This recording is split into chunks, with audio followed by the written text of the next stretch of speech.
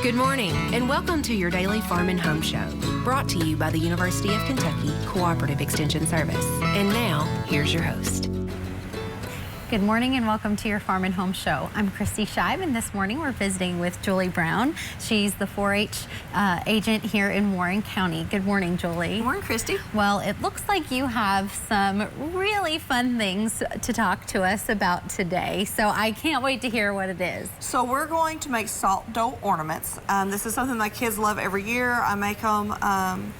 A lot of times my kids are like, let's make it for my classroom. So actually I've talked to one of my sons, has talked to his teacher, and she's like, yes, let's make them and we will paint them at our Christmas party.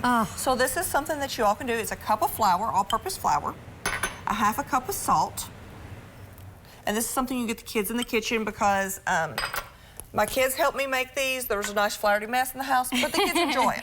So you're going to put your flour and salt in a bowl. You're just going to kind of mix those up. And then you're going to add in a half a cup of water. And these are ingredients that most of us already have on hand. The salt is what, you know, a half a cup of salt is quite a bit of salt. Right. So you have to think about that. But then you're just going to stir it up till you're going to use up all the flour until you're ready to form a ball in there. And this is something, you know, even my 2-year-old, she got involved in. The older one, you know, he stirred it all up, that kind of stuff for us. But then once you kind of get all the flour, you know, off the sides and in there, because you don't want to leave any of that flour salt mixture behind, then you're going to put it in a ball.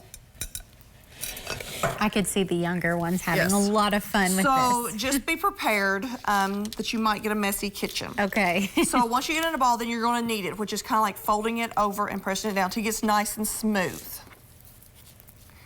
And you're going to just keep doing that until 5 or 6 times is what I say, but you want to make sure that you have a nice smooth surface. You're also going to, a good thing with this is you're going to use some measurements with your older kids, because they had to measure out the flour, they had to measure out the salt, that kind of stuff. But then also you're only going to want these 1/4 of an inch thick. Okay. So you're going to need to find a ruler with that. But before you get to that, you're going to need a rolling pin to kind of roll that dough out to that 1/4 of an inch thickness.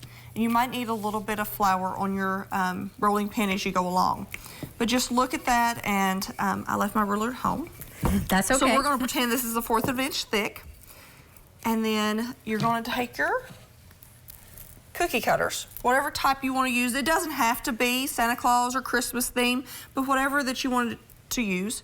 You're going to place your cookie down in there, or your cookie cutter down in there, kind of twirl it around, and then I always do a bunch. I can do, I think about 8 at a time with this recipe. Okay. So it depends on, you know, if you're doing it for a classroom or if you're doing it for like your nieces and nephews coming over, that kind of thing.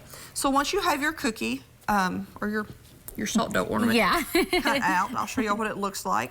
So he's going to look like that. You're going to take a straw, that's what I use, because you want to make sure that you put that hole in there before it ever bakes. So just put the hole in there at the top. Make sure you go all the way through. And then once you have your hole, you'll put it on a baking sheet. You will bake it, set your oven to 250 degrees.